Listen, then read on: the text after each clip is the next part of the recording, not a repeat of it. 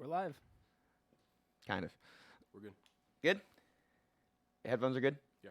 Cool. All right. What is up, everybody, and welcome back to another episode of The Rundown with Silva. It is so good to see you. I'm here with my man, Austin. I'm here with Justin in the back, and my guest today is a returning guest. He is... The last conversation that we had was absolutely awesome about your military background, and now we have a few other things to talk about. Give it up for my man, Tyler Obermeit, everybody. Thanks for having me. Dude, good to see you again, brother. Yeah. It's been a long time. Yeah. No, what was that? When was the last time we saw each other? When did we... dude, it must have been last summer, I think. Yeah, what, like June? Something like that? Yeah, because somewhere around there. Because we did that interview with TV Tragedy, and then I think we followed up by actually playing with them June 16th. Which, I gotta say, like we were talking about a little bit earlier, but like I had a chance to listen to that album after that last podcast, and that album fucks. Like, dude, it's album just is so unbelievable. Every note, it's politically relevant. It rips. I mean, every song on it, just it's gold. So fucking good. Yeah. It's Mouse plays awesome piano too. Like that really. I mean, I don't know Mouse that well, and I had just gotten a chance to meet him. I've seen him around. I've never really had a conversation with him. Yeah. First of all, he's an amazing performer. Second of all, he's a killer piano player. I haven't had the chance to see him live yet, and I'm just itching at the opportunity to do so. Dude, it's such a good show. We got to, so I guess it was Chris Flashacker's first time playing with them when we got to play with them in Lake Havasu. It was Squared and us, and dude, it was like, okay, this is something else. Like these guys are about to take it. I think we all kind of see when a band is really, they're gonna do it. You know what I mean? Yeah. And I think they just had a show not that long ago with the Casualties, which was a oh, wow. Yeah, they played with the Casualties at the Nile Underground, and I heard things went pretty fucking well, and they were in some talks with some people. I'm not going to say anything because I'm talking out my ass, but like I guess they just killed it. I remember that was I think that was the first concert I ever worked security for. Was Go ahead the and talk Casualty. into that mic a little bit more. Oh, yeah. So the first concert I ever worked, I think it was Rocky Point Cantina. It was Goat Horror and the Casualties. And like Doing security? Yeah. I knew nothing about being a bouncer. Like, what was funny is I actually I was going to see Calabrese, which is a local horror punk band, and I'd just gotten back from the military. And me and my buddies, we went there.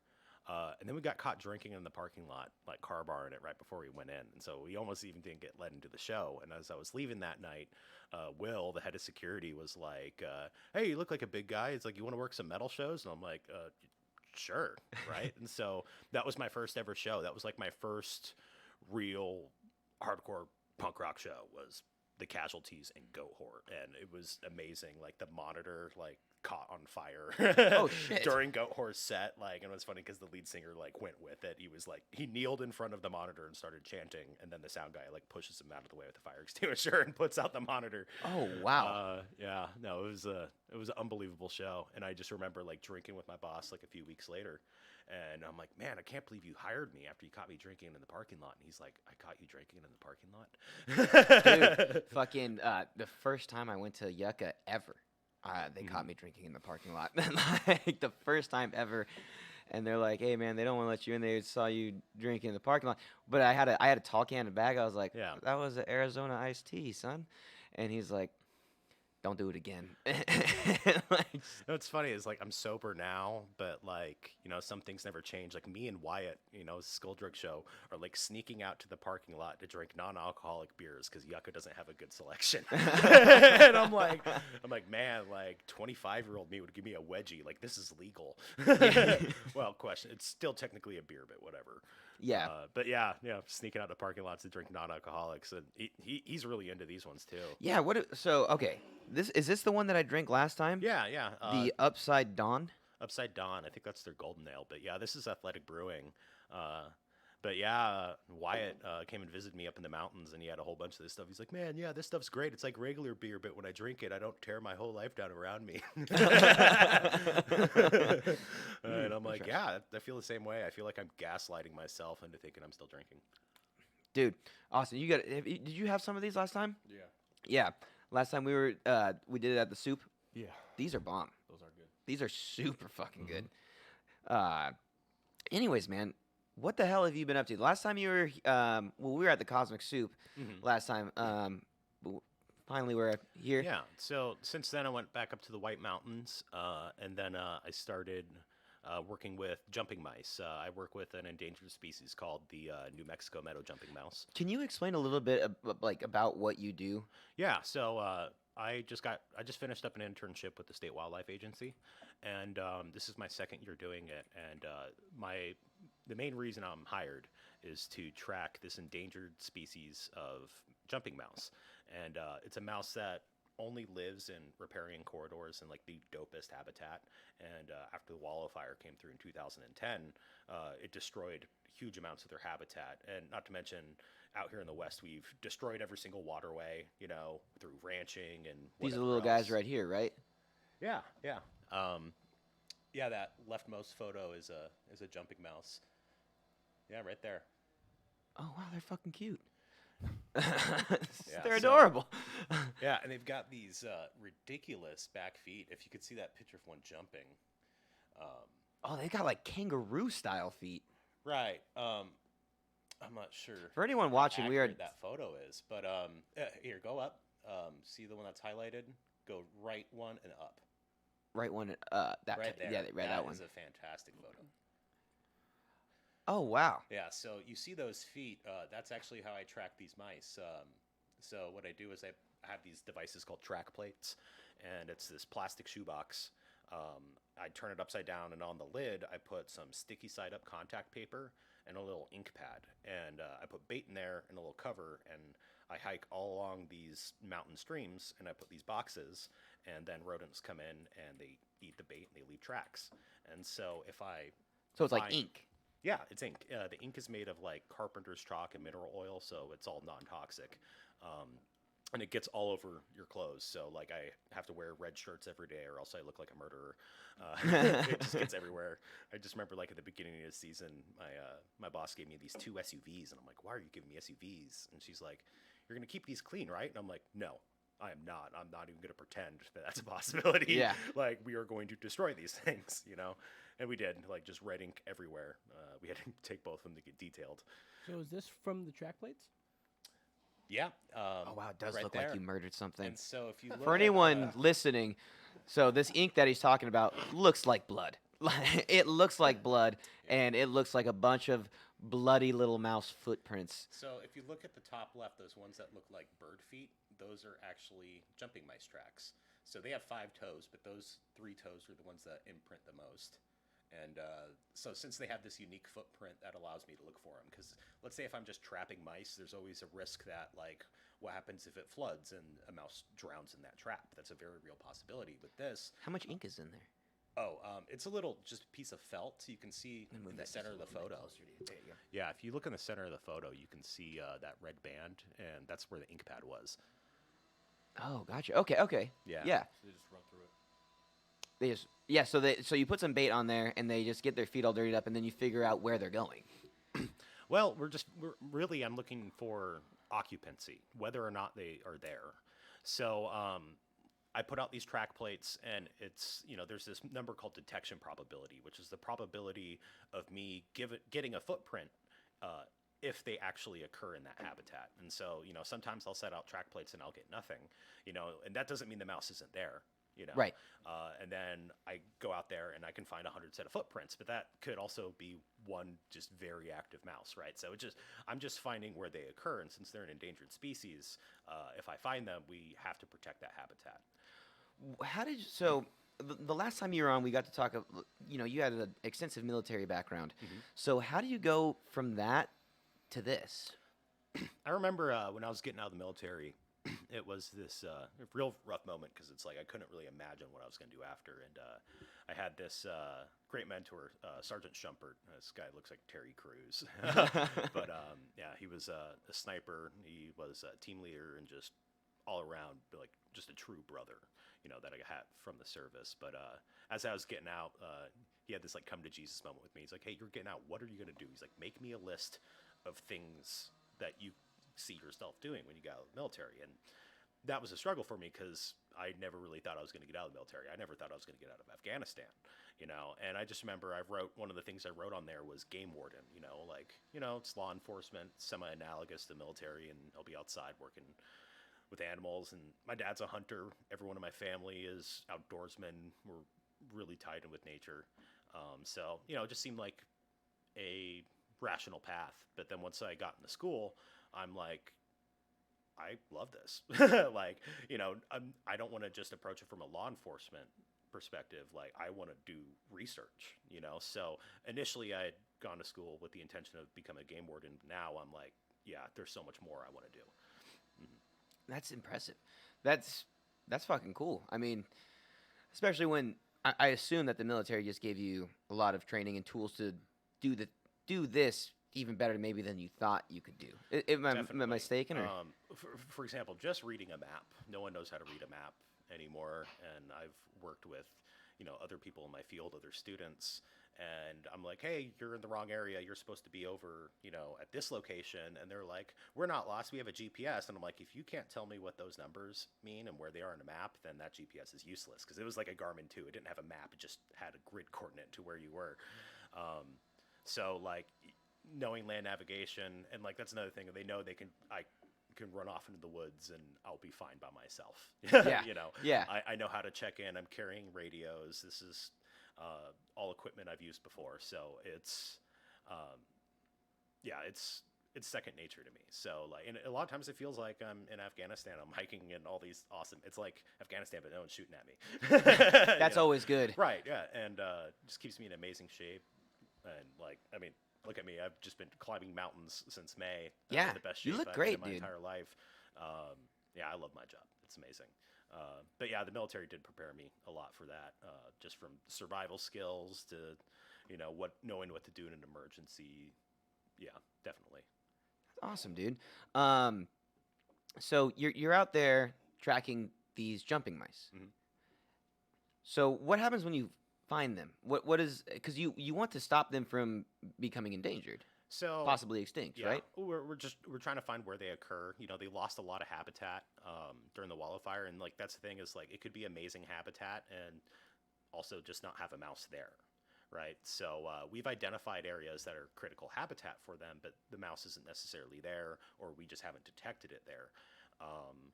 Yeah, so like an example is like I found a new population this year on a mountain called Escadilla, and so this creek, someone had seen a mouse on it in a previous year, another mouse biologist who works for NAU, and they thought they saw one or just a flash of one as it went through the grass. So I went there. A mouse biologist? Is Yes. that like so? That's like a real. Well, they're biologists that are studying mice. All these people are wildlife technicians or working on their master's degree or their PhD. Oh, okay. And yeah, but I'm using the term biologist here as just people who work in wildlife biology, not like I'm a level 1 biologist at so and so agency. Yeah. So yeah, I got to hang out with this amazing crew of mouse biologists from NAU, and they're doing live trapping on the mouse, hormone studies by collecting the mouse's feces, live trapping, and this is stuff I can't do. I don't have the necessary permits for live trapping, but I'll join them so I can actually see what this mouse looks like. What goes into getting certified for that, or is it education or schooling? Well, it's more of like, you need a permit for your research to allow you to live capture endangered species. There's a risk assessment. Yes. And you pretty much write this plan, like this is how we're going to do it. If we experience any mortalities, we're going to stop. It's not something they trust a low-level intern, a game official they just hired to go do on their own. So I'm track plating, trying to find new territories, and they're doing all sorts of studies into the life history of these mice. When you say life history, like... So life history is like that animal's characteristics, what it does. It's kind of like a catch-all term. So like the life history of this mouse would be that it's a riparian mouse that hibernates for like 9 months a year. It only has like 3 to 4 months of activity. It is it's a habitat specialist. It only lives in these very pristine habitats, although it's kind of a diet generalist. It seems to kind of munch on anything.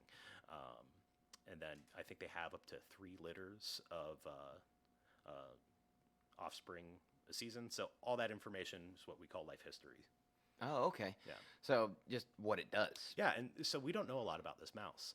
In fact, the mice that we have here, jumping mice, they're typically called meadow jumping mice. They're the species Zappus hudsonius luteus, but now it's contested or whether or not our jumping mice out here are not meadow jumping mice, but instead their own species, which may be Zappus luteus. And then we're just finding more and more genetic information every day. So it may be likely that our populations here are genetically distinct from other populations of jumping mice.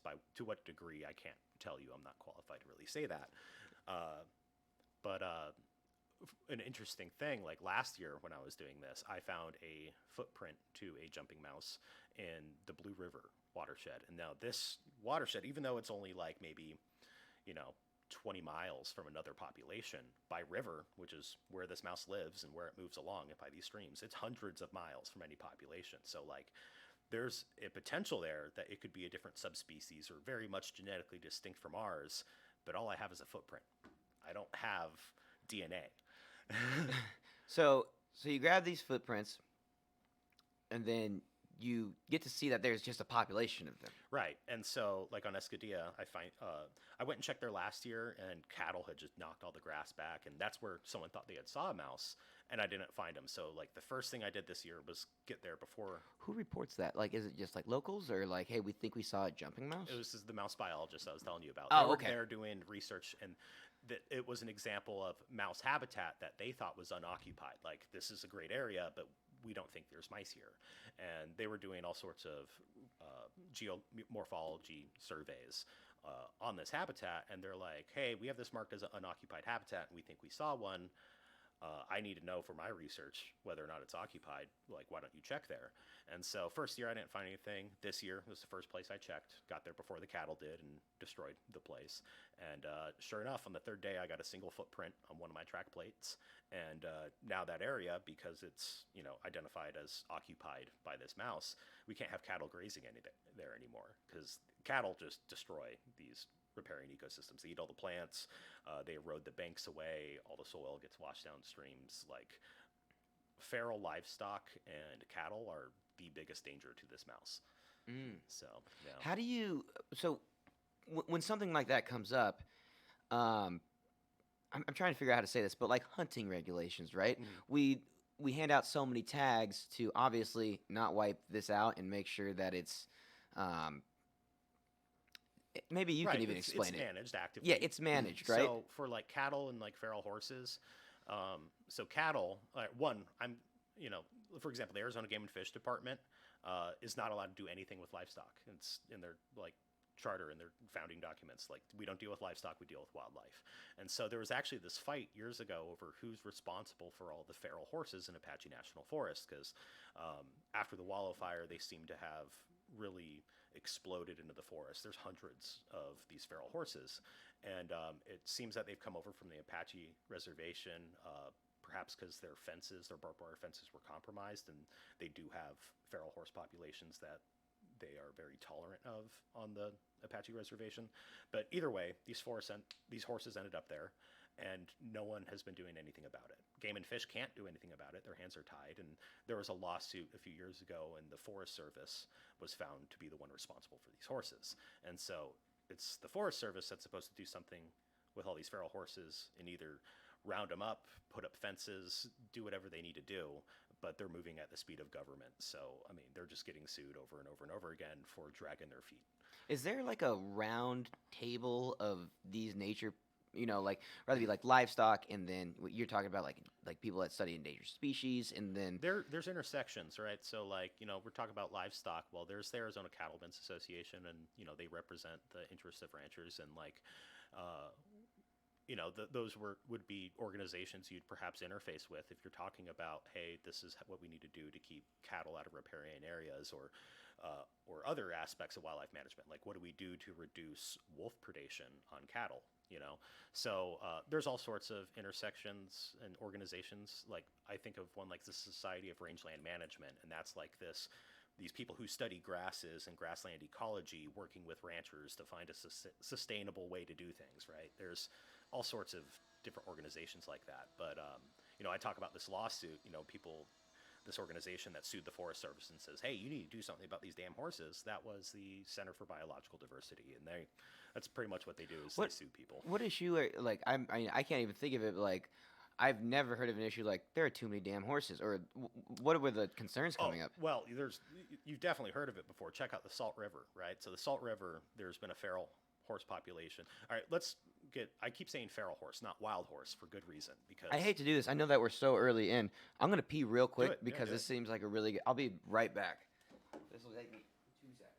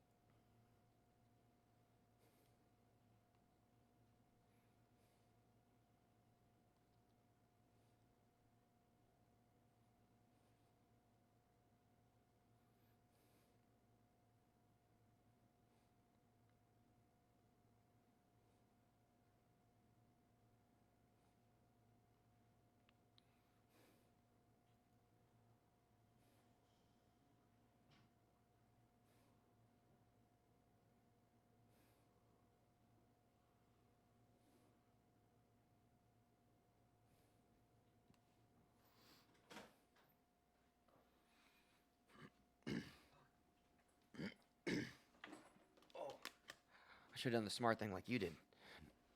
All right. So we were talking about the horses. feral horses.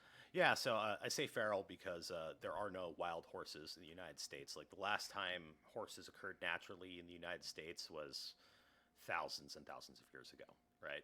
So every horse we have here today is because it was brought here by the Spanish, by whoever, and they have escaped. So these are feral horses, not wild horses. You know, the only place where you really have wild horses is the Eurasian steppe, and I don't even think you have them there. What's the difference in nature between the two? Like feral and wild? Yeah. So wild would, so feral, they're escaped from civilian populations, right? So all these horses came from people's horses. Okay. So, and I think that's actually how they first got here was the Spanish, had a mission that was raided by some natives, and a dozen or so horses escaped into the Southwest. And then over hundreds of years, that's where all of our horse populations come from. So there's those horse populations, and then there's horses that more recently escaped, in the last 200 years or last week, right, that are just out there eating whatever. So you look at the Salt River, right? And is that the issue with them? They're just eating things, or this ecosystem did not evolve with them on the landscape. When they graze, they clip the grass really short to the ground, and that affects how the grass comes back. Sometimes it does. Sometimes the grass will stay really short and will never come to a full sea head again if it's overgrazed in that fashion. And then also there's compaction from the hooves. The real problem for us here in the West is what they do to waterways. And that's them eroding waterways as they're coming in for a drink, or wallowing, where they make a giant mud hole and they roll around in it. So they're large, destructive animals. And they also don't have any natural predators. Like wolves aren't taking down horses. Like you would need dire wolves to take down horses. Oh shit, I didn't know that. Now, I'm not saying it doesn't happen. I know for sure that there are horses that get eaten by wolves, but the wolves are not controlling the horses. The Forest Service is supposed to be doing that. But yeah, if you look at the Salt River, we have horses there, and I think years ago they were moving to remove these horses, and the horses there are destroying the Salt River. It's not a good situation for anybody, including the horses. The horses are emaciated, right? They're sick, they're inbred. They don't come from a large metapopulation. They're escaped horses, and so yeah, you look at them, they've eaten all the cottonwoods and willows that are growing along the riverbank, so they're destroying the vegetation there. They're eating grasses in the river because there's nothing else for them to eat, so they're being supplementally fed.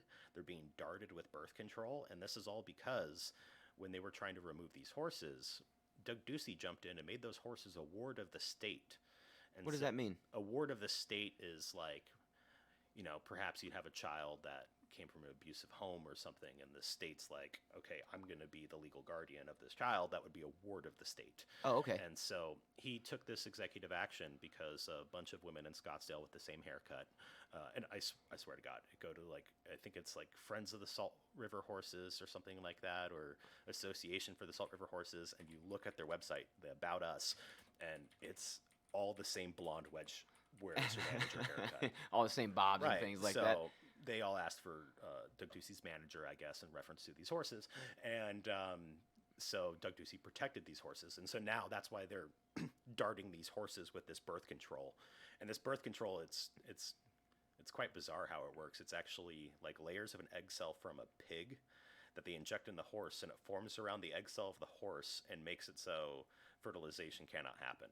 And so we shoot these in the horses. They gave them swine flu. Not really. Yeah. But So yeah, so there's people out there darting these horses, you know, and also supplementally feeding them, and meanwhile they're just destroying the place. I mean, the Salt River's already destroyed. Every college student Yeah, has I'd be already been mad sure too. of that. yeah. Yeah. What do you think? Is there like a better solution that you think that we're not looking at? Well, all right. There's all sorts of solutions that I can debate till the sun goes down. Like me, I'm not friendly to the idea of feral horses on the landscape. I think they should be removed. And when you say removed, do you mean like hunted? I or? think they should be removed. Now, that can mean any sorts of things. The BLM, the Bureau of Land Management, they spend half their budget, or I think more than that, rounding up horses and putting them on permanent feedlots where they will eat for the rest of their life. Right? They neuter these horses in whatever way they do, castrate, I'm not exactly sure. And then they put them on permanent feedlots where they live the rest of their fat and happy life, because it's really, really controversial, the idea of lethally managing horses. And like, there are people that, you know, there are populations that are managed, and there's horse managers. There's people out there managing these populations. And the reality of that job is your job is shooting horses, because Holy they shit. end up because they get hurt, right? Yeah. And it's actually a hard thing to do. It's like you have to be trained to properly euthanize a horse, but like most of the time it's them following these horses around when they get injured, dispatching one of them, you know. But yeah, they, in my opinion, horses do not belong on the landscape. And just like anything, they need to be managed. If I had my way, I would get them out of all these sensitive waterways, right? And By like remove trapping them. or something like that. I mean, I know people who have been like, hey, when are you guys going to start issuing tags, right? Like, as if to hunt them. Really? But, like, people would freak out. And people already freak out whenever there's even the non-lethal horse roundups. Like, I think there was a BLM horse roundup that was trending on Twitter not too long ago. And, like, everyone's like, oh, they're going to murder all these horses and, you know, ship them all away and kill them all. And, like, no, they're going to permanent feedlots, right? But someone on Twitter actually published Jen Psaki's phone number in reference to these horses. Like, text Jen Psaki and tell her to stop the wild horse roundup. So it's something that's very, very controversial. It gets a lot of people up in arms. But I mean, like, whenever I see these horses up there in the White Mountains that the Forest Service isn't doing anything about, I'm always like just thinking in my mind, I'm like, no one tell these women in Scottsdale about these horses. Like, I need these horses gone to protect my mouse and to protect everything else. That sounds about right. You know? Yeah. And, you know, they do horrible damage to the ecosystem. So we put up these habitat exclosures. So where we have horse problems and we find this mouse, we put up a barbed wire fence. So an exclosure, something to keep the horses out. Now, Is it like a large it's just fence? barbed wire. Barbed wire? Just a 4-wire barbed wire fence. And that's the thing, is like anything else can get through that. The only thing that's really stopping is horses and cattle, right? Like elk can jump over it, deer can jump over it. There's even what they call elk jumps, which have like a piece of PVC pipe so the elk doesn't scratch its belly as it's going over the barbed wire. Oh, wow. So, like, you know, there's all sorts of ways to build a fence. So we'll put a smooth wire on the bottom that allows pronghorn to go underneath the fence, because pronghorn don't jump very well. So they need to be able to go under. So, I mean, there's 100 ways to build a fence, but we have these fences that keep the cattle and horses out, and we put them around these sensitive habitats. And what happened is something happened to that fence. Now, all the time trees fall during the winter and fall in the fence, but I have an inkling that someone actually cut these fences to lead the horses to water, because it was a very dry year. At the beginning of this year, I got crushed during monsoon season, but we've had some very dry years in the White Mountains. And so I think someone compassionate to these horses actually cut the fences to let these horses in, and they were destroying the place. You know, I get tipped off from somebody about these horses there, and we backpacked in barbed wire on our backs and kicked out all the horses. I almost got charged by one. Oh, Jesus. It was funny because, like, I'm just kind of, trying to walking towards him and spooking him out, trying to spook him towards this hole in this fence. And one of them starts squaring up to me and, like, pounding at the ground and all A this, horse? snorting. Yeah, like he's getting ready to charge me, and like I'm not scared. I carry bear mace on me all the time. I'm gonna be honest. I'm scared listening to this. I'm just sitting here like, how am I going to explain to my boss that I just pepper sprayed a horse? That's all I'm thinking about in my mind. Yeah, Right? yeah. And like it's like as soon as it looks like it's about to charge, it gets kicked in the face by another horse, and then they start fighting, and then they leave. A horse fight? Oh yeah. What does a horse fight look like? Oh, they're kicking, slamming their like necks into each other. Like they'll get pretty brutal. I'm gonna have Justin look up a horse fight right now. I'd Sounds never. like he's That's already kind on of it. already. Yeah, it sounds happening. like he's already. Yeah, tic-tacking in there. Tick, tick, tick, tick. Yeah. Yeah, but I mean, yeah, a lot of kicking, especially their hooves, they can really fuck something up. And when I say like our wolves aren't really capable of taking them down, our wolves are tiny. We have Mexican gray wolves here. You think maybe up to 80 pounds on like the high spectrum for like a big one. That's not a large animal, but they still take down elk. But, when I see how they take down an elk, it's almost surgical, like the wounds they make. They're not very big. Like I see this wound this big in the neck, just perfect in the size of their canines. And like, they're still incredibly efficient at taking these things down, but they're not taking, in my opinion, not taking down horses. There's way too many horses out there. These horses destroyed this habitat. We go in there, we put up the fences, and luckily we had a very, very prosperous monsoon season. We got hammered, and I got these horses out of there early enough, and the habitat bounced back like that. So like at the beginning of the season, when I first kicked out these horses, it looked like a monster truck parking lot. The horses just completely destroyed the place. But once the horses were removed and we got all these amazing rains, you go there now, you can hardly tell there were horses there, except for like the few horse skeletons that were around, because wildlife dies all the time, especially young wildlife. So I was finding a lot of full skeletons, like baby horses. But I mean, you walk around Apache National Forest, you can't really go very far without finding a skull. Yeah. They're everywhere. Dude, that's super intense. So you get these horses out because you know that they're destroying these mice. Yeah. And their environment and whatnot. Yeah, and they'll destroy the banks, and so I was documenting the damage they're doing to the banks. You could see hoof prints and where the soil had washed downstream, where they'd eaten all the vegetation. Yeah. So what, if you don't mind me asking, what are they destroying? Like, are they destroying the mice's food source? Are they destroying their homes? Are they destroying fucking everything for them? Their homes, yes, because what they end up doing is they destroy a lot of the soil and compact the soil. That will destroy their hibernacula, which is like their burrow. They also have these day nests that they stay in, like a little tuft of straw and other debris and litter that they'll sleep in during the day. And we've actually had an instance where one was stepped on by a horse, or presumably stepped on by a horse. I found horse fights. Oh, I want to see. So, okay, that's a nice looking horse. That looks aggressive. See how ripped that horse looks? Really That- hard to dude. find. That is a ripped ass horse. For anyone listening, we are watching a white horse kick a black horse in the face, and this is not racist. This is what's happening. They will they'll kick another horse in He's the jaw. biting. And break he's their jaw. biting. Fighting. Fine. That's rough, dude. And a horse is a powerful, powerful animal. Big, powerful animal. Do they- And so, Do they kill each other, or do they know when to call it quits? well, they'll kick another horse in the jaw, and then that horse will starve to death because it now has shit. a broken jaw. And I mean, I'll see examples of this too when I'm out there of injured horses. I mean, I see it quite frequently. There's a lot of horses, and they don't look healthy. Wow. Thank you, Justin. Oh my gosh. This is like watching a slow motion Mike Tyson fight. Trying to bite him in the ear and everything. Yeah.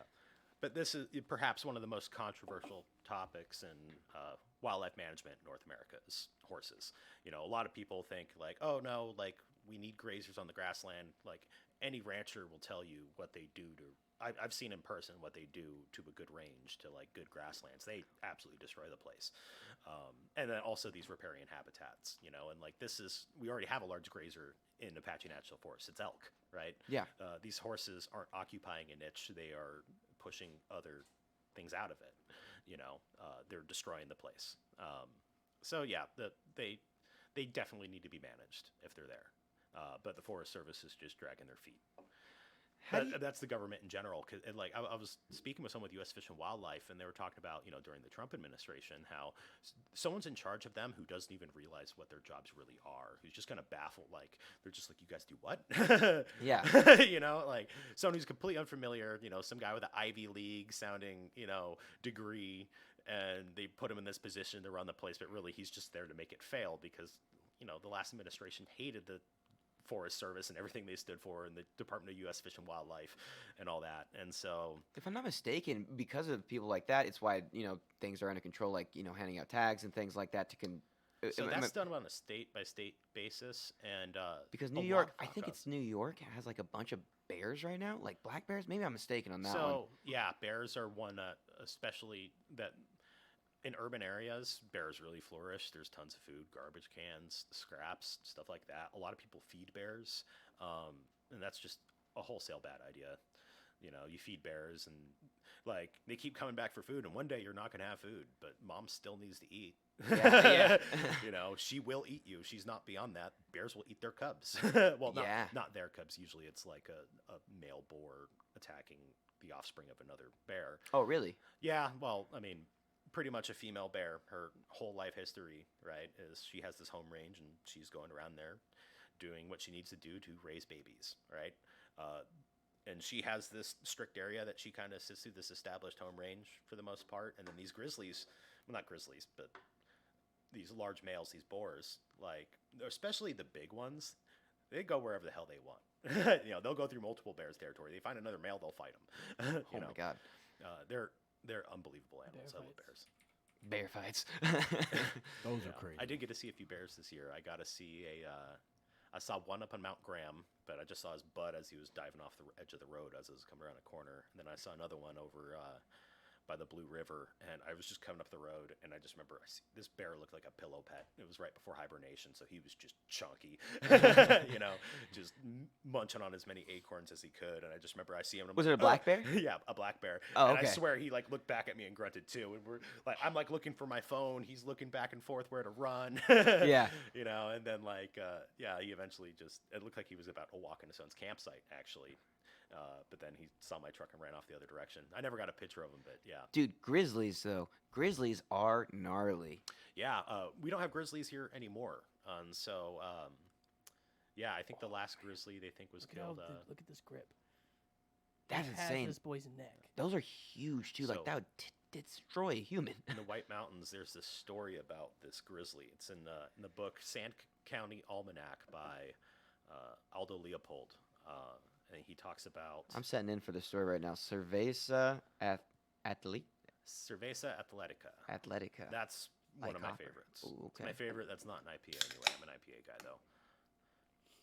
Yeah. Ooh, that's fire. So Go on.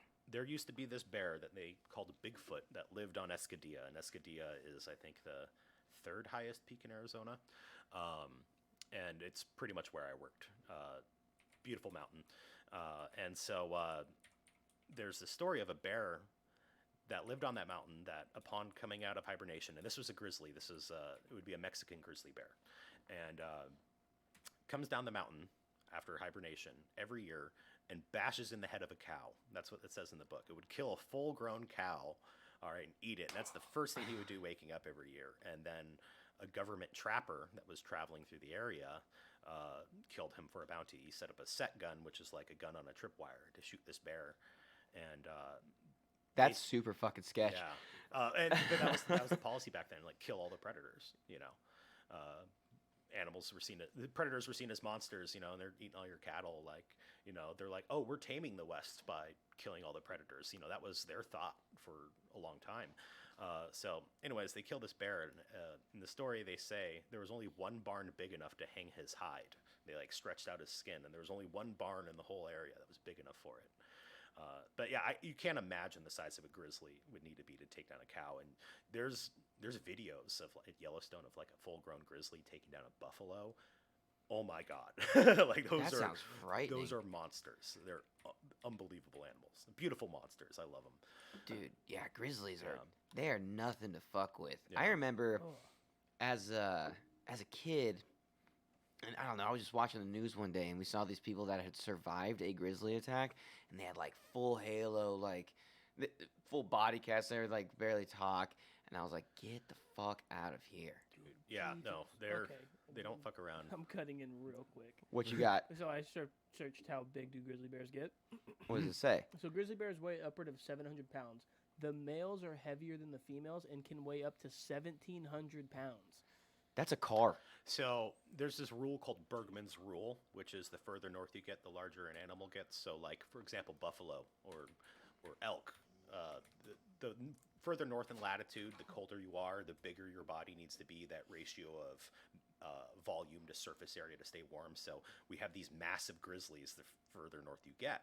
So like Kodiak Island and Katmai National Park. Like Katmai National Park has a Fat Bear Week every year during hibernation where they like have a photo contest and people vote on what's the chunkiest bear. It's the most wonderful time of the year. It's my favorite thing on Instagram, Fat Bear Week. But yeah, the further north you get, so like our grizzlies were considerably smaller, but there's another thing to think about. Like there's documentation on the California grizzly, right? So this is a grizzly that lived in like the Los Angeles area, right? Where it's 70 degrees year round. It didn't hibernate because it didn't need to. No, There my was just gosh. so much food available, and it was just such a mild temperature all year round. Now the White Mountains still get snow, they're Yeah. hibernating up there, but man, I can't imagine a bear that didn't need to hibernate. Just That's kind of like a scary thought. Like almost. that sounds like a monster. Yeah. But yeah, When I you love bears. when you figure out what is going wrong, and I'm just going to keep going back to the mice because it's really interesting. Right. So when you figure out what is going wrong with what is destroying their population, and you get the data, like how do you go about fixing it? Do you So- start taking these things to other places, or Well, so like this population I found in Escadilla, Yeah. that was on a grazing allotment for the Forest Service's own, was like leasing that public land to graze their cattle there. So in that instance, I just had to notify that local office, like, hey, I just detected this species here, and that way they know to not renew that grazing allotment and make sure that they don't have anything there that could potentially be damaging to the habitat. And then, and so most of the places I'm looking for this, everywhere I'm looking for this mouse is on public land. So if I do find it, we're going to do what we can to protect it if it needs to be protected. Like if I find a population out in the middle of nowhere that I had to hike 20 miles to with these track plates Yeah. on my back, and I don't necessarily need to put a fence around it unless maybe horses are getting into it or something, right? So my main job is just finding out where they occur. And then Game and Fish is also doing some management for them as well. Like I think there's a restoration project on one of their habitats that's going to be going on next year. I can't speak to the details on that, but they have this, it's a large property, a ranch that was actually donated to Game and Fish years and years ago, called Sipe Wildlife Area, and the mouse occurs there. They found it there a few years ago, and that area, that stretch of stream, is home to a lot of endangered species. It's also home to the Chiricahua leopard frog. And we also have other endangered species in the White Mountains. Like I was working with an endangered species of mussel called the California floater. That sounds like a turd. Yeah, it's so That when sounds they like a fat shit. When they die, their Gotta shells walk- kind of contract closed and they walk fill over with there. gas and they float, and so that's why it's called the California floater. But it's a mussel, it looks like a clam, but it has this parasitic life stage where when it's in like its nymph or naiad stage, it latches onto the gill of a fish for a blood meal, and then after that will detach and then transition into a mussel. Wow. Yeah. So You're a and when you vampire. have when you have a parasitic anything, they have these very specific life histories. So this mussel that we have here in Arizona, which only occurs in I think one or two streams that we know of anymore because they've been wiped out by crawfish, might only latch onto the gills of a specific species of fish that might also be endangered.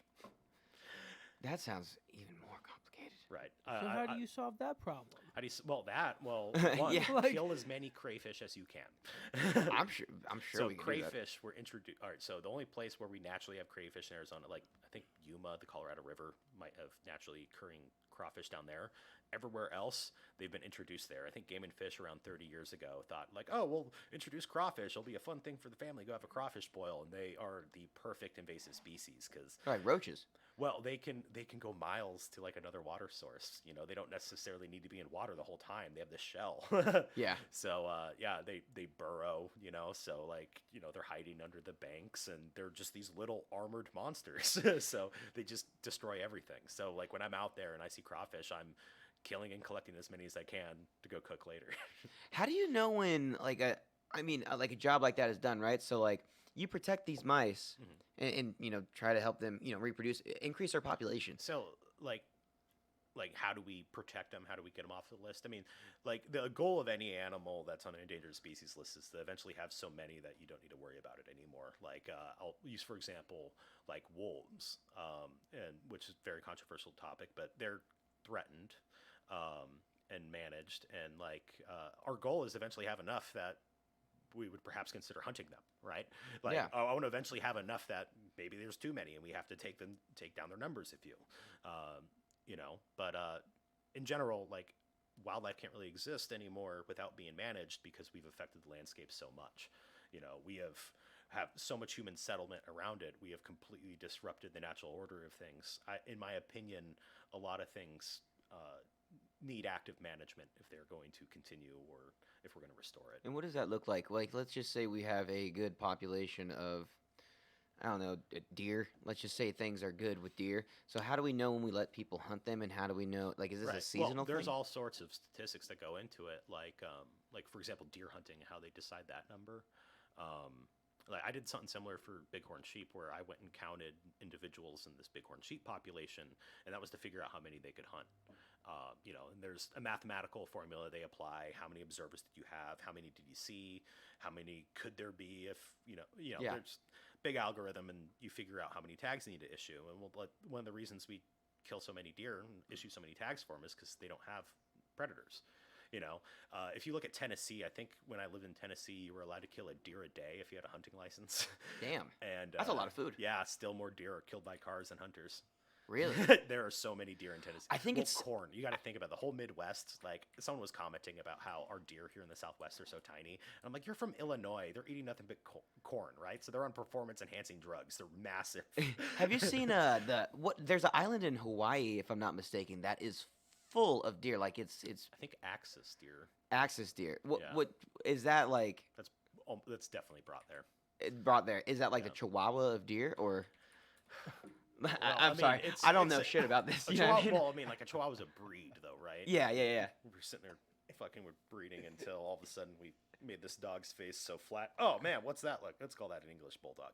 Yeah. Right. Yeah. I mean, I don't know, breeding standards are crazy, and everyone at the American Kennel Club is insane in my opinion.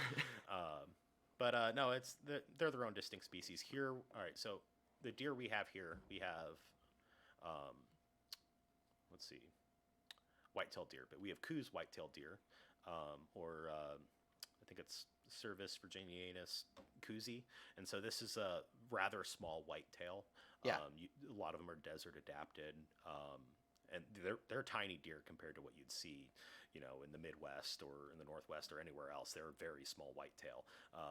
But from what I hear, especially some of the more desert adapted ones, they are some of the hardest to hunt because they are in this incredibly dense brush habitat a lot of the times, and don't and cover a very small area, like have a small habitat distribution or whatever. I can't think of the word right now.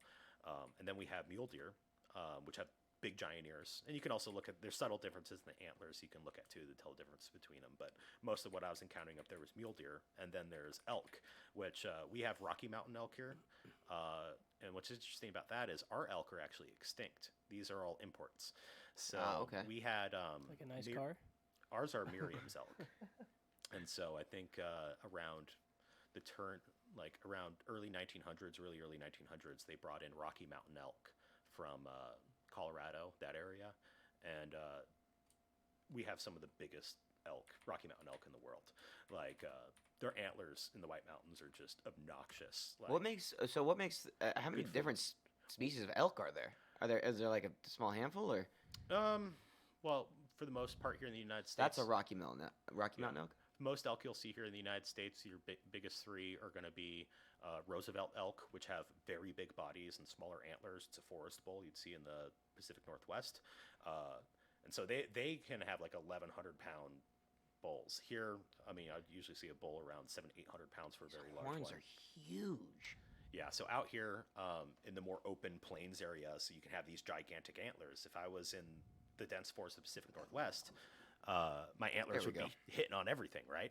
Yeah. So it's not advantageous for me to have gigantic antlers when I'm in a forest. Right. Plus, the big advantage of having those giant antlers is letting everyone know not to fuck with me, right? Yeah. And so out in the plains, in these more open areas, when you have these large ornaments like this, that's more favored, right? They're the ones that get to breed. And elk are crazy. They have one of the craziest life histories because the life history of like an elk, right? It's the spring, this young bull is hanging out with all of his other bull friends, right? It's his bachelor herd of other elk, and they're all growing antlers, right? And it's all covered in velvet, and they're just slowly growing these swords out of their faces, right? Until it gets later in the season, and then they scrape off all the velvet, and they have these hardened bone antlers, right? Holy this thing shit. is. That thing is huge. That's like a dinosaur, bro. Right. Now, I will say that a lot of instances where you see elk like this, they may be being supplementally fed. I don't know. Oh, really? I have no idea what this guy has here, but there are instances where, like, in some places they'll feed the elk so that they have these massive antlers. But in general, the reason we have such huge Roosevelt elk antlers here is, one, good genetics, and two, an amazing ecosystem and tons of food for them. And what I notice here is, like, up in Washington, I notice a lot of yearling bulls will have like a singular spike on their antler. I don't think I've ever seen a spike elk in Arizona. Even the yearling bulls will have like branching antlers, even though they're much smaller. And I'm like, man, these guys got good genes, So but elk. So hanging out all summer with their homies, right? Then Yeah. they scrape off all this velvet and sharpen these massive, hardened bone antlers, and then they just kill each other with them, right? It's mating season, and they're just, all of a sudden, they hate each other. They're all fighting. They're all gathering up these big groups of cows called harems, and they're screaming. They're literally bugling, right? Like, just screaming that they need to fuck. And then other elk will hear this and come and fight them. Right? Like, and then mating season is so aggressive that a lot of these really big bulls, your most successful ones, spend so much energy just gathering up this harem, having sex, and then preventing any of the females from feeding and fighting off competitors that they don't make it through winter. Can you imagine? Like, I'm Silva. I'm so fucking horny and I'm going to fuck. And then Right. CJ's like, how about you go fuck yourself, dude? Right. I'm gonna you- fuck and then or you die. battle. Like, those- Dude, right? hold on one second. Speaking of that mic again. And then you battle. Right. Whoa. Hey, Ooh. Justin, go to his. I thought I It's I was way like, funny whoa. earlier. Hey, he should have a little orange knob called FX. Turn that all the way down. All right. So Hold on. It's- Let's There we check. I go. got that fancy sound. Not There we go. Jesus, I was like, bro, you sound like a Come on. god over there, bro. elk, an elk bugle in the forest is one of the eeriest. If you don't know what it is, you think probably Bigfoot's coming to kill you. If think you've so, never too. heard it before, but this unbelievable sound, and all of them are unique. You can tell the differences between the two, but it'll be like 2 a.m, dead quiet in your tent, and you just hear this bugle out of nowhere, and it's just this lost elk at 2 a.m. just screaming about needing to fuck. Really? Right. And so, and then at the end of mating season, they fall off. The antlers fall off, and the whole process starts over again. That's crazy. And Did so, you yeah, find like a lot of antlers or anything like that? Or There's a lot of that's the thing. There's a lot of shed hunters. I'm not the only one looking for them, but I found a really good one this year. I got a very good 6-point antler. You'll find full skulls too. oh, cool. If the animal died with its antlers on. But what will actually happen is, like, yeah, that bone actually just falls off. They don't need it anymore. That's But insane. I mean, think of an animal that spends so much nutrients and energy into growing these fucking ornamental just sexual weapons, right, to fight his homies, and then just fall off and be like, "Sorry guys, I was really hormonal." Right, and then like goes back to hang out with his buddies for the rest of the year. Yeah. Hey, listen, I was just really built up. There's not so many females walking around. I was screaming in the woods, bro. I was screaming in the woods that I need this shit so bad. I'm sorry. Like, Right. we cool, right? And- Like, you killed my brother. Like, So, and that's just what they've evolved for, right? And so, yeah, that to me, they're just so fascinating for that. And that's one of the reasons they're so easy to hunt is during this time, a hunter just goes out there with a tube and mimics the bugle call, and they come running, right? They want to come fight you or fuck you. Damn. You know? Better be ready. Yeah. That is some wild shit, dude. That's you're hunting them when they're just irrational as hell. Is there anything? I mean, you're in this, or if not in this process, but you're trying to save these mice. Is there anything else that's like on your radar aside from the jumping mice? So, I mean, there's all sorts of things I should be concerned about. Like, there's endangered plants out there that, you know, I have to be cautious about. You know, when I'm going through these streams, I want to make sure I'm not introducing, like, potential diseases or pathogens. Like, chytrid fungus would be a good example of that. You know, if I go in one stream where this fungus occurs, and it's on my boots, and I go into another stream, I can spread it, right? And that could kill all the amphibians there. But there's all sorts of different pathogens you'd have to potentially worry about. So I'm sanitizing all my gear. Yeah. What makes I mean, you doing that? What makes that different than like a deer or elk doing that? Is that just not going to happen, or? Well, the difference is, like, usually I'm doing it in rubber boots, and I'm driving to 4 of these creeks a day, right? Yeah. So, Okay. like, that makes I more mean, sense. Right. So, like, I mean, yeah, I guess technically, yeah, an elk could be capable of transferring something like that if something was stuck between his hooves or something. Yeah. I'll grab another one. Yeah. But yeah, in general, like, that's actually a concern with fly fishermen and their waders. So, like, Montana just made, like, waders, when you buy, you know, you have the big rubber overalls pretty much, and then a lot of times they have this boot you pull over. That boot will either be rubber or felt, and like the felt is great because it's really grippy. A lot of older fishermen prefer the felt waders. The problem with the felt is that it's porous, right? You can't really clean it very well, and that felt will get diseases in it, and they'll go to another river and start fishing, and they'll introduce that disease to that river. And so the state of Montana, or maybe it was Idaho, actually made felt waders illegal. They said they have to be rubber, they have to be something you can sanitize. And then, like, AARP, like the, you know, like the Association for Retired Persons or whatever, like, sue them, like, you're discriminating against old people. Go, like old people already fuck the entire planet. You don't get to fuck any more rivers either. Right? Like, So plants are on your radar as well. I love plants. I'm a plant nerd. And so that's actually a lot of what I did. Is when I did this last year, I found a lot of inconsistencies in the vegetation data because we're trying to figure out, I like, just gotta say, this NA Run Wild, this is bomb. yeah, this is Run the IPA? Wild and Free Wave are their IPAs. They're my absolute So favorites. good. Pick up one of the orange ones after. I will. But yeah, like this one's enough to actually maybe tricking someone into it being a real IPA. Yeah, but please go on. Sorry, I was just it's delicious. Yeah, where was I? Ah, that's me. That's me right there. But we were talking about how old people are screwing things up a little yeah, bit. just screwing the whole planet. Yeah. Yeah. Oh, yeah. Introducing diseases. Well, yeah. There's all sorts of. I mean, every time I'm out there, I'm seeing all sorts of different rare birds. Right. I got to see my first long-tailed weasel. I was trapping with NAU, trapping jumping mice, and I'm like walking down the creek, and all of a sudden I just see this white weasel just pop out of this hole, like looking at me. And all I had enough time to do was just point and go like, right. And then everyone looks, and he ducks back in the hole. So I look like an idiot pointing at nothing. It looks like a ferret. Kind of. It's in the same genus. So So what? Okay, so what's that all white one? Is that the same thing or not at all? that's also a long-tailed weasel. There's some color variation. Those are cool. So that is Mustela frenata, and a ferret, like our black-footed ferret, is Mustela nigripes.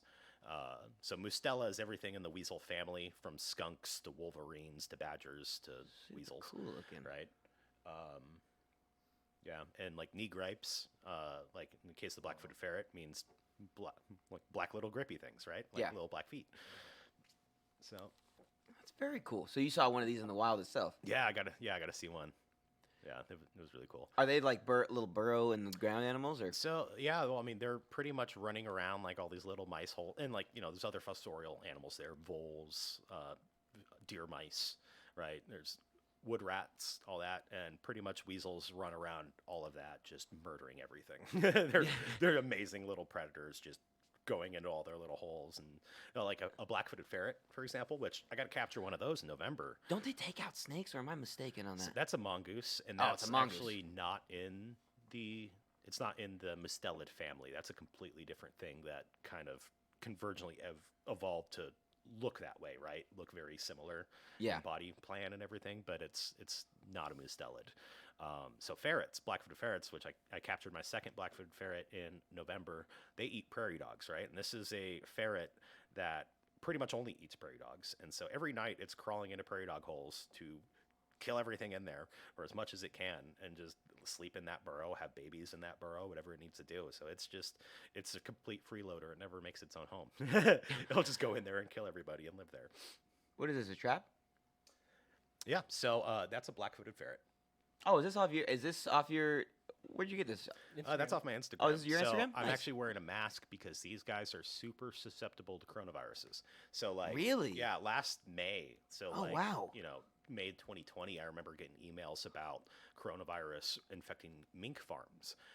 Minks are also in the weasel family, and we actually did have an incident Whoa. of someone finding a mink in Utah, a feral mink with coronavirus. So when we're handling these animals, like normally we take this thing out of the cage, we sedate it, we microchip it. We don't want to risk introducing coronavirus to this population. Yeah. And so we don't even take it out of the trap. In this case, we weighed it inside the trap, and then we weighed the trap later, and we gave it some vaccinations. So ferrets, these guys, they were declared extinct. We thought they were extinct. I think 79, we declared them extinct. In 1981, a dog showed up on someone's doorstep with a black-footed ferret in its mouth. And so they found this population, and they gated off this population, and the population started plummeting from disease. And so they captured what individuals they could, and they put them in a captive breeding program. So all the ferrets alive today, all black-footed ferrets, come from, I think, an original 9 individuals that they found to be breedable. And now they're actually cloning. They want more genetic diversity to avoid some sort of genetic defect. So they're going to museums, and they're pulling hair off of taxidermy samples to get DNA and clone ferrets and introduce new genetics to those populations. That's insane. I haven't heard of too many animals being susceptible to COVID. I guess I haven't really looked into it. Yeah, but well, I mean, all mammals really. Ones that I immediately coronaviruses in general. Coronaviruses are in cattle. Bats, of course. Bats get everything, though. Trying to think of what else. Gorillas. Anything that we're susceptible to, a gorilla is very susceptible to. So Ebola did a huge number on gorillas. Coronavirus is probably still no shit. Yeah. But yeah, ferrets, especially our ferrets, because they have almost no immune system. We don't even want to try it. They're actually working on a vaccine, too, for these ferrets. And we already have to deal with diseases. So, like, we have plague in Arizona. We have plague in all the western United States. San Francisco plague outbreak in 1900, and ever since we've had plague in rodent populations all throughout. So if you're in a prairie dog town in anywhere in the West, don't let your dog run around. No shit. Because he could pick up a flea, and you'll think you'll have the flu, and like, for example, when I'm working these prairie dogs, and I know, like, I'm removing the fleas to send them off to be tested by the CDC for plague, and so if I get flu symptoms, I have to show up to the ER right away. I have this special card I carry in my wallet that has a list of all these horrible, horrible wildlife diseases, and I have to let them know so they can start me on antibiotics and quarantine me. Wow. So disease is something we've always been conscious about. So coronaviruses and ferrets is not a new thing. It's just another threat. What you got here, dude? A list of mammals that are affected by COVID. Right. Can So you white-tailed deer has been one that's been in the Yeah. news lately, and it's not exactly news. I've So- been hearing about it for over a year. Cats, dogs, bank voles, ferrets, fruit bats, hamsters, minks, pigs, rabbits, raccoon dogs, tree shrews, and white-tailed deer can be infected with the virus. Oh, wow. Well, I mean, when you think about how a virus works, it's this envelope filled with DNA that just hijacks other cells into making more viruses, right? Yeah. So it just needs to be anything with an ACE2 receptor, So, I mean, this virus came from wildlife. In my opinion. I don't know. For all I know, it came from wildlife and then escaped a lab. I really don't. I mean, yeah. There's But all I know is they're not going to tell the truth, even if they do find out. no. You know? Yeah. So They don't really like to tell us who the knows? truth. It's not But, their thing.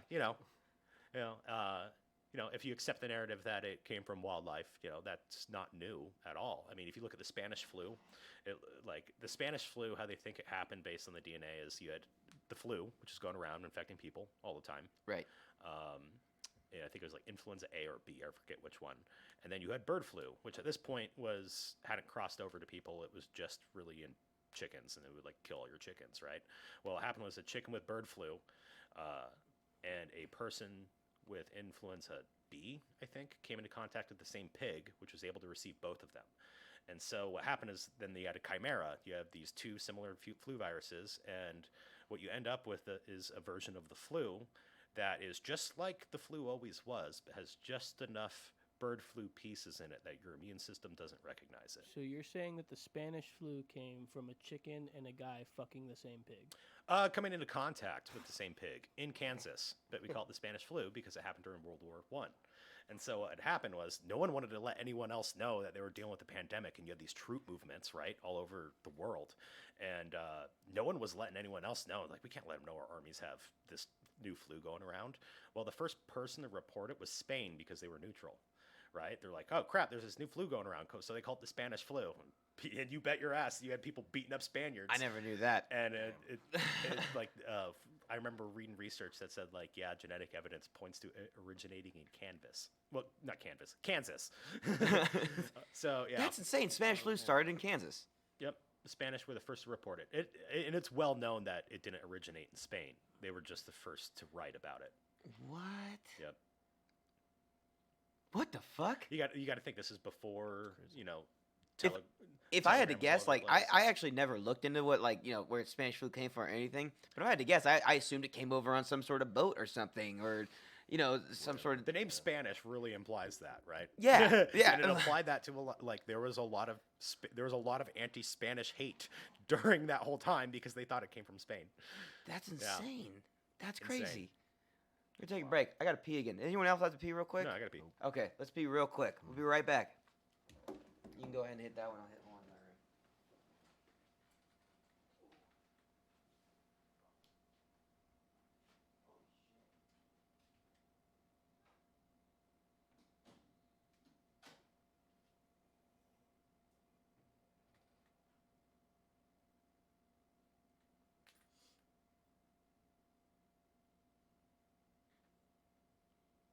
Hey, Austin. Hey there, bud. How you doing? Okay. Just hanging out, man.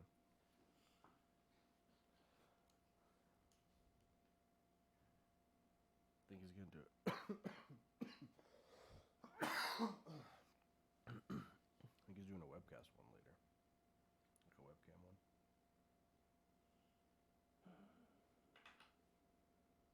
How does that even work? I don't know. He did one with Meatbag one time. He does it through a streaming setup. Gotcha. I'll just have to edit it later. No biggie. No biggie. Tired. Sleepy tired. Zeus is looking at me like, what the fuck?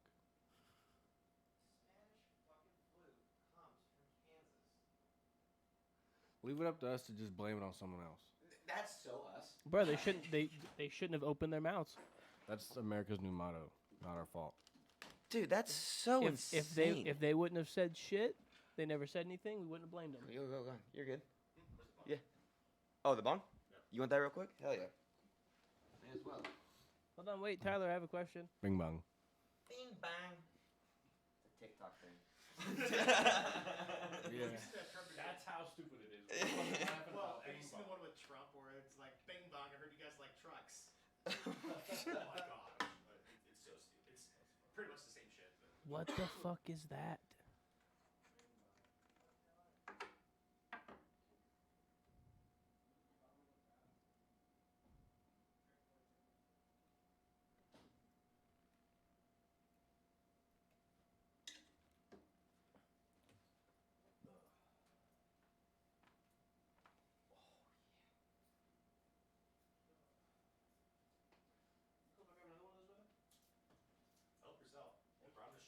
Dude, they are bomb. They're really fucking good. You just had that Run Wild? Yeah. It's fucking delicious. Make sure you try one of the hot waters too. These ones? Those are fucking good. Hoppy refreshers. Like I would drink those in place of Gatorade if I could afford it. Got you. Gatorade's expensive too. No. There you go. Oh. I can't do the shit without fucking my hands. But I don't carry a bottle opener on my fucking keychain anymore. So. I just realized I didn't have my keys on me. Oh, that's really good. That's really good. That's Yeah. really good.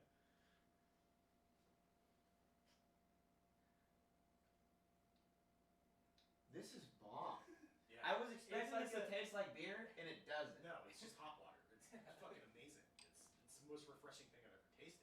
What? It's like imagine it's like cucumber water for people who aren't pretentious.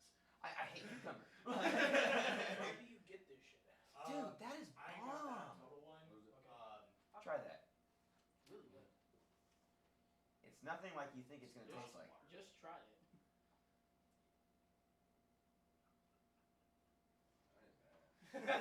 I would make a cocktail with that for It's sure. refreshing as I'm fuck. not gonna lie. I would take that non-alcoholic drink and put alcohol in there.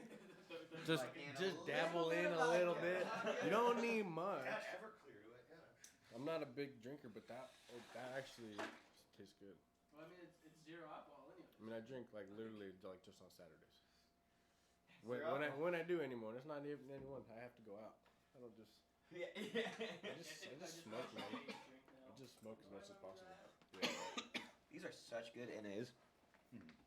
good. We have to stock up on these when we have little parties and shit. Now that I have so many friends that don't drink.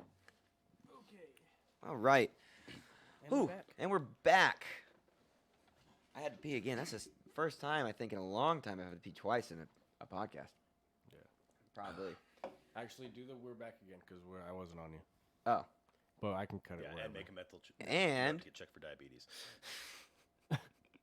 And we're back. For real this time. Dude, these non-alcoholic beers are so fucking good. Yeah. That hop water is also fucking delicious. Yeah, that one's Lagunitas. That one's definitely my favorite. It did not taste how I thought it was going to taste. I expected like a beer taste. I really wish that like more venues would carry like this and then like that hop water stuff instead of just O'Doul's, right? Oh, dude, yeah. I mean, the Heinekens aren't bad. We talked about that earlier off camera. Yeah, the well, Heinekens definitely are pretty good. Like it tastes just like a Heineken if you're into Heineken. Like they did a damn good job on it, but just not a Heineken guy, Yeah. you know. This literally has nothing in it. What, the hop water? Yeah. Oh, yeah. It's 2% potassium, and that's it. Yeah, it's So it's actually good magic for I you. guess. It's great for you. That's insane. Yeah. Oh, man. But yeah, so like I only have 3 to 4 months to look for this mouse, right? Because Yeah. that's the only time it's awake for. So after like we're looking all summer, and like it was a crazy summer because we started off in like horrible drought, and then we had fires, right? And they closed the whole forest. I ended up actually driving into a forest fire on one occasion.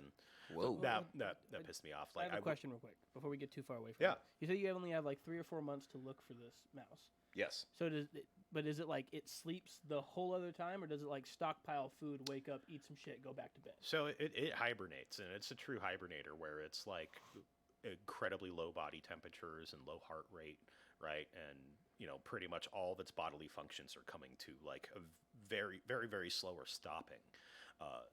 That's what I mean by hibernation. Where like a bear, I guess people argue that it's not true hibernation because a bear is like groggy, getting up every once in a while, munching on some stuff in its den, right? It'll come out sometimes. Like it's I guess not true hibernation. So yeah, no, it's completely dormant. Out. And so what's funny is hibernating animals are incredibly valuable in medical research for the purpose of studying them. And so like what's funny is there's a guy, I guess he was in Texas, and this guy raised jumping mice to sell them to like medical research. And yeah, so Is it to see if they can like spread disease to or study whatever you would need a hibernating animal for, right? Whether you're studying like the process of hibernation or how you could use that to maybe like protect the brain or whatever. Like there's a lot of interesting things about hibernation. So like when you have a mouse that's this big, right? Well, Yeah. that big with the tail, right? That hibernates, like that's a very valuable laboratory asset. So like there was a guy in Texas who I guess bred these things, and he was retiring, and he bred them for the purpose of selling them for medical research. And I guess somehow he got in contact with Northern Arizona University, who's the one doing most of the research on this mouse, and they ended up with his mice, so they could practice with these mice, inducing hibernation, taking care of them, so that way we can actually practice them in the wild. You know, that way, let's say there's a big fire, right? Yeah. Fire destroys this jumping mouse habitat, right? And like they hit underground and everything, but there's just ash everywhere. Well, before the rains come in, because when the rains come in, it's just going to destroy the place. Ash is hydrophobic, so the water hits it and it just sheets off, and then you have all that ash flowing into the water. So after a fire, you can have pretty dramatic flood events that just destroy everything. And so, like, let's say, like, oh, a fire comes through. Maybe you can come in and trap any mice that might be remaining, and then you can induce hibernation in them and, like, put them somewhere else or something like that. So, you know, that was the idea is, like, oh, well, let's practice with this person who's, you know, he has this population of mice he's been breeding, right? So I guess that was the idea was, you know, like, oh, if this guy's getting rid of his mice, we can practice and then maybe use that with this endangered species. You know, if we had to like relocate them or maybe remove them from the wild and, you know, do a restoration project or something like that. So, There's a lot of moving parts in this, basically. well, I mean, those parts aren't necessarily moving yet, but that's something you could do, you know? Oh, okay. Right. But yeah, no, I mean, but in general, like when it comes to these things, yeah, there are a lot of moving parts. Like it's not just the Game and Fish Department and the Forest Service. There's universities involved. There's civil, you know, organizations, NGOs, all sorts of stuff like that. Like I think about elk, right? So like, you know, I was doing some a few years ago. I was volunteering capturing elk and collaring them for a survival study. Money for that came from everywhere, right? Because it was New Mexico State doing the research. I heard about it from Rocky Mountain Elk Foundation, who you know is giving them a ton of money, right? Yeah. You know, and then the state of Arizona, the state of New Mexico, like backcountry fishers and anglers, or hunters and anglers. I'm saying that wrong, but there's all sorts of, you know, organizations throwing around grants and money for conservation and stuff like that. So I'm trying to figure out how to word this correctly.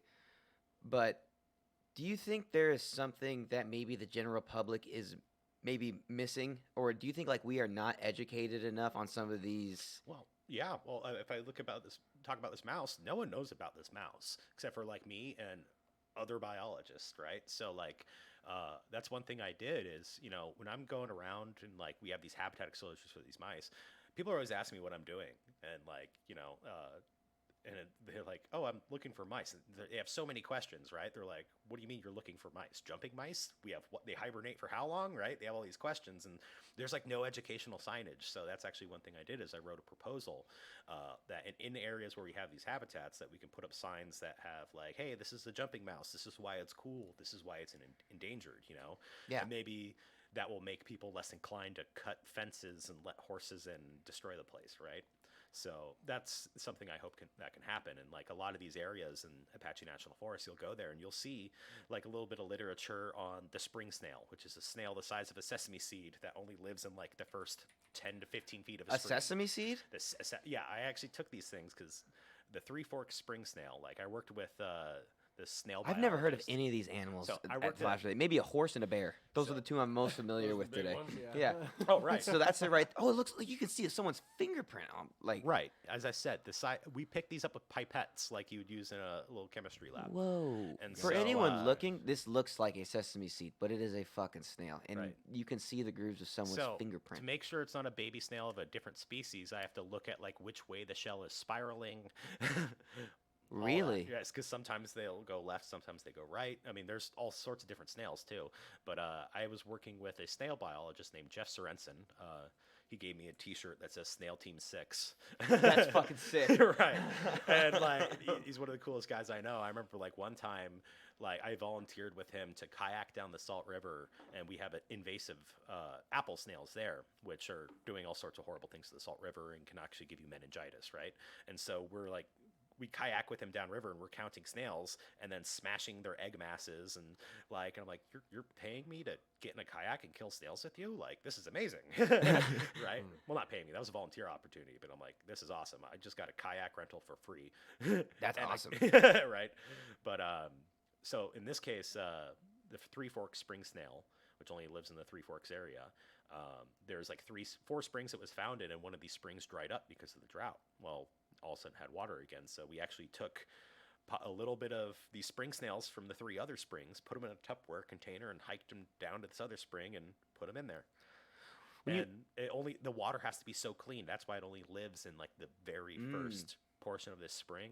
And I guess there's been studies on their genetics, and like they're finding genetic links between these ones and ones in like Nevada, right? I guess there's this theory or maybe evidence to suggest that they're actually attaching to the legs of birds. Whoa.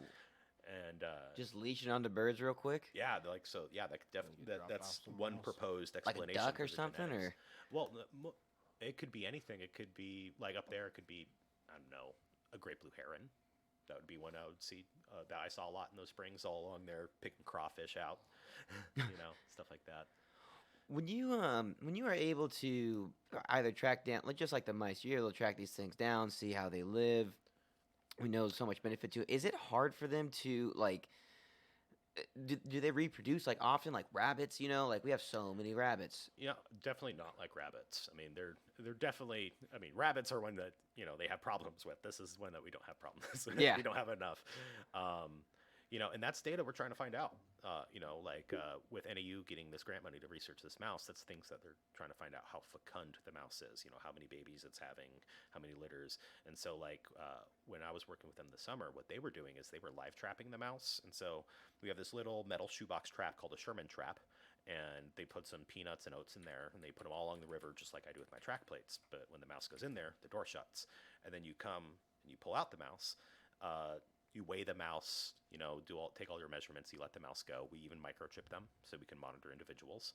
Well, what we do is we then take the feces out of that trap and we test it for their hormone levels. So every few weeks they would come back to the same populations, trap them, and get feces from the same individuals, and they can look at their hormones throughout the whole year. Really? And that can tell you when are they pregnant, when are they lactating, stuff like that. I'm not the one counting hormones. What are these, Justin? Some traps? Yep. That's a Sherman trap. So yeah, just like the track plates I would make, we'd backpack in those too. I helped them out a few times. And so, pretty much walk down river, set up 120 of them. Looks like a tiny little, Prison cell? not prison cell. What are the ones that are on the ship? Container. The shipping containers. Yeah, they Yeah. look like tiny little shipping containers, but you And see a they're light, mouse in so it. you can pack out hundreds of them. Yeah. Right. But yeah, we'd set up hundreds of these things along a river, and then you go through in the morning and you check and see what's in there. And if it's a jumping mouse, you do what you need to do. And I would also find voles and deer mice. And one time they found, I think it was 2 weasels inside of one Sherman trap. This is my boss, Holly, and so she told me she opened up the Sherman trap and there was 2 weasels inside of it. And you think about it, there was nothing in there a weasel would want. It's peanuts, right? Which means that there was a mouse in there at first, right? Right. I couldn't believe that 2 weasels were able to fit in one of those things. But yeah, so they're the ones trying to get all that information, the hormone data and all that, to see what they can find out to better figure out how we can work with this species. Because when we found out this species was endangered, no one knew about it. Right? Yeah. So that's I'm here trying to find new populations of it, and then meanwhile, here's NAU, and they're trying to find out about this mouse and everything they can. You said that to better educate people, we could put up these signs and things like Right. that in certain parts of parks. Do you think it needs to go a step beyond that? Do you I think there needs to be something taught to kids and things like that? I would love to do that. And what I would love to do is, especially in local areas, I was in Greer, Arizona, and I was at a trailhead, and it's a very recreationalized area. People are fishing everywhere. It all looks messed up because so many people are there, right? There's trails throughout the whole thing. The soil's compacted hard. Well, this particular area is just overwhelming with mice because it doesn't really matter how much recreational impact. It seems as if the recreational impact does nothing to this mouse, but livestock will absolutely destroy the place, right? And people are asking me all the time, oh, what are you doing? And they're eager to learn more. And and that depends on where you go. Greer, it may be different in a place where it's more ranching centered. They see a biologist and they're like, oh, there's a guy who's going to try to tell me what I can do on my property because this snail is here or a spotted owl came in. A lot of the more conservative ranchers and stuff up there aren't very friendly to, a lot of conservation scientists. Especially when it comes to things like wolves, right? Yeah. Yeah. So what I would like to do is I would like to fill in that gap there with I would like to go to local schools and talk about jumping mice. I think that would be cool. Do you think it looks like something beyond that? Like, do you think it takes, someone on YouTube or TikTok or like something crazy like that to like really get more kids engaged in this? Because if I have never heard of any of these fucking species except for deer it definitely and does. bear today. I mean, I think of the Irwins, right? Steve Irwin and his Yes, whole family. yes. Like, the whole reason I'm doing it is because of like that whole wave of influence that happened because of him. And like everyone in my field today can say that they were influenced somewhat in shape or form by Steve Irwin and his family. So Absolutely. like science communication, right, is what we're talking about. And that's a huge problem because, like, for example, you look at what's going on with coronavirus. You have all these scientists doing research and everything, right? And then you have a reporter skimming those research papers and then takes a sentence that he doesn't even understand and makes it a big headline, right? Yeah. And totally pitches out of context. And one example of that is I remember CNN, big bold letters, new double mutant strain of coronavirus. Anyone who knows anything about genetics knows that mutations can be good. They can be bad. Most of the time, they do absolutely fucking nothing, right? So the fact that you have a mutation doesn't mean anything, really, right? If you find a mutation there, that just means it's different. So if there's a double mutant strain of coronavirus, that doesn't mean it's doubly deadly. But when you put it up in big bold letters, every fucking American reading that thinks that. Yeah. And it's you're a not double gonna, X-Men. And you're not going to know if it's more deadly until, I don't know, 100,000 people get it, and you kind of ask them what their symptoms were. Right. So, like, there's a huge problem right now in science communication of like the people writing this stuff and then the other people taking it and putting it in a headline. But just like what we found out with Facebook, they live off those. Clickbait. Headlines. Yeah. Clickbait, right? Yeah. Like, you're more likely to engage with shit that pisses you off, right? And that keeps you on the platform longer. And so they prioritize that shit. Yeah. Or that it ends up being prioritized because that's what you keep clicking on. There's stuff you don't like, stuff that makes you angry, stuff that gets your heart going. And so like, there's this huge gap in science communication that needs to be filled in by people like the Irwins, people like, I don't know, Bill Nye, everywhere else. I try to do a little bit with my Instagram. Like my Instagram is dedicated. It's semi-educational, right? It's not a PG, kids show on Discovery Kids. Neither is this. Right? You know what I mean? Exactly.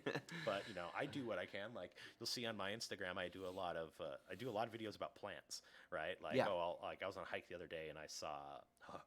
It's a plant called jojoba, and you've probably used jojoba oil. It's in shampoos and everything else, right? But jojoba is a really interesting plant. You see, it has to do with sperm whales, and I'm going to loop back to that. But how that works is in automatic transmission fluid, sperm whale oil used to be an ingredient because it had this property of protecting metals at like really cold temperatures. So like when you first started up the transmission, before everything got heated up, that little bit of sperm whale oil is what made that. When they stopped using sperm whale oil, transmission failure rates in the first 5 years went up 400%. Oh wow! So like it was a crucial ingredient, right? That's very rare and very dangerous. Can I get a little work on my transmission? Like sure, like the good one though, the sperm whale fluid, right? Well, they found a replacement eventually that it exceeded sperm whale oil in every way and was much cheaper and more sustainable, and that's jojoba oil. I can't say that word without or jojoba oil if you want to say it incorrectly. But it's funny. Like you can find that plant out here in the desert, and that's what replaced sperm whale oil in our transmissions. When you have, I guess going back to the animals, but you are obviously doing what you can to protect a species and potentially just keep things in line with not having an overpopulation of it, or people are in charge of that. Well, I mean, like in active management, right? Where like inactive management would be, for example, doing nothing, right? And that could be like, oh, we found this endangered species here, we're not going to develop it. That would be inactive, right? You're not really doing anything to there. Where active management's like, oh, there's too many deer, let's lethally remove them or issue tags. Do these things ever, like what you're saying, these regulations and things like that, or I don't decide regulations. right? I collect data. Of course. You know. So, have you ever? I mean, when you see someone like PETA, like protect everything, you know what I mean? It's or extremists, I guess. You know, like, is there some bigger picture they might be missing? You know, I'll use wolves as an example because it's really controversial, right? So wolves in Yellowstone, wolves are protected inside Yellowstone because it's national park. Well, the area surrounding that, you have ranchers and everything, and wolves are free game. If it's like, if you're on your property and a wolf is killing your property, your cow, you are like legally protected in killing that animal, right?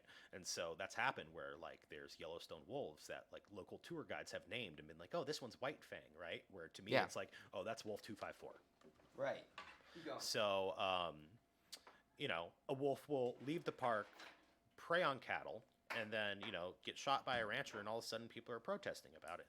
And so on one side of the argument, you have these people who are anthropomorphizing the animal, right? And like projecting human emotions onto it. It's like, oh, this is a wolf just trying to tear a wolf. It's like, no, it's a predator that murders things. It's fascinating and it's beautiful, but don't try to paint a portrait onto this animal, right? And on the other side, you have the ranchers that are like, the only good wolf is a dead wolf, and I don't care for either of those people. You know, like, I want wolves on the landscape, but you're an idiot if you don't think that they're going to exist without active management. Especially like we can't just have wolves running around. They're going to be eating all your pets. They're going to be eating cattle. Like one of the reasons coyotes have exploded, because coyotes were pretty much only in the Southwest, and now they're everywhere. They're on South America too, and it's because there's just been cattle dead in the fields for them to eat, where they can expand their home ranges and people's pets to eat and our garbage and everything else, and that's just created. See them all the time out here, especially. Right, we've created a way for them to thrive. So like a predator, you know, like there's so many things. You know, there's n dimensions, a theoretical infinite amount of dimensions to a habitat, whether that be the food, the cover, the vegetation that's there, like. It's hubristic to think that we can cover it all, and like so active management is a really important tool, because like we can't control the other variables. We at least have to have a control on the population itself, right?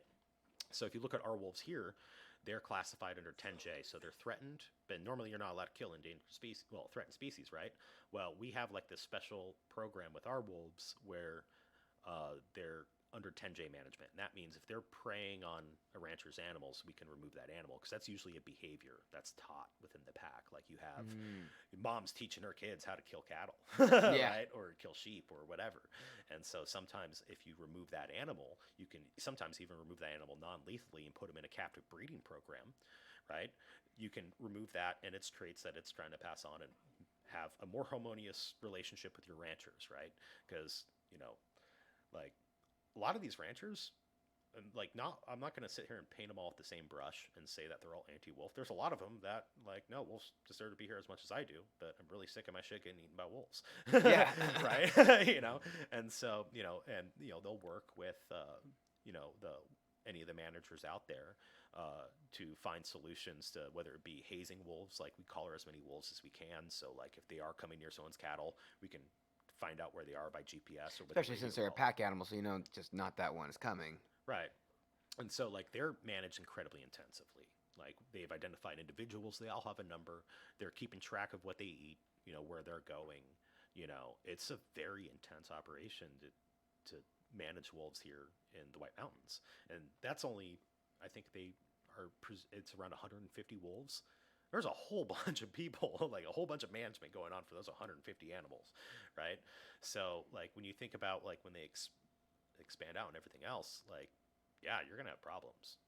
But that's only because we're existing on the landscape. Like, I remember a woman in a mountain lion came through Gold Canyon and was, like, in a parking lot of some diner. And I just remember a woman commenting, it's like, you'd expect that if you were out in, like, nature or something, but not here in the middle of Gold Canyon. And I'm like, woman, you were on the superstitions. You were in its backyard. You built a Denny's right in its front yard. This mountain lion isn't coming to you. You went to it. Does it ever make you nervous when you hear just how much we are continue to expand like communities and people and things like that? It does. Like, for example, one trend that's happening is like you've heard urban, suburban. Have you ever heard exurban? I don't think so. So exurban are usually it's usually in like a wooded area or in the wildland urban interface. Like They call- Flagstaff? Yeah, a wildlife urban interface would be like that buffer, like the in-between area between city and as it gets more rural and more expanded as you get to forest. That's what we call a WUI, or wildlife urban interface. More and more homes, I think like 80% of homes built after I don't know. I'm completely misquoting the statistic, but a huge amount of homes recently are all being built in exurban areas where they're taking up more land area and you're having more problems with wildlife, more problems with bobcats and mountain lions coming in and, coming after your pets or getting into your garbage, and then problem bears. So, yeah, as more people are spreading out, especially with the pandemic, people realize, I can telecommute, I can live in these exurban areas and not have to worry about, commuting. You're going to see a lot more interaction with wildlife, and that means a lot more problems. The best case scenario is that humans have as little interaction with wildlife. That's what's best for the animal, right? Yeah. We just fuck everything up. Yeah. So, and you think about it, like that's one thing they talk about with disease. Like diseases come from wildlife all the time, and the more that we are messing with wildlife, the more that's going to happen, right? So when you look at and that was the whole Chinese wet market theory, right? Yes. Like, that's a huge vector for disease, regardless of whether or not coronavirus came from that. But that's always been like a loaded gun ready to turn into a pandemic. It's because that's where diseases come from, is these animals, right? Yeah. All of our diseases throughout history mostly come from the keeping of livestock. But, That's heavy. That's actually super heavy to think about. Even just looking, going to our butcher. I mean, I'm sure that's much better, but it is pretty bizarre to just hear about. I don't know. There's this balance in nature, right? What we do, what they do, what everything else does. Diseases have always been there, right? It's just that we've never been more connected, right? Yeah. So, talk about the Spanish flu and how how the Spanish flu moved by troop movements, right? Probably took a while. Here, you can pre-pandemic, you could wake up in Hong Kong, go to sleep in New York. So, we've never been more vulnerable, right? This isn't a new thing. This is just another one. We've had swine flu, we've had all those other ones. This is just a bad one. Yeah. But yeah, there's going to be another one, right? Hopefully, it's not chronic wasting disease. That sounds terrible. It's that's terrifying. If any disease is going to turn into a zombie apocalypse, it might be that one. But prions, have you ever heard of that? No. So mad cow disease and chronic wasting disease are kind of the same thing. Spongiform encephalitis is what it causes, which is like holes in your brain, like a sponge, right? Oh, that sounds And terrible. so what happens is it's not like a virus or a bacteria. It's actually a protein that's misfolded, and when it comes to another contact with other proteins, it makes those ones misfold too.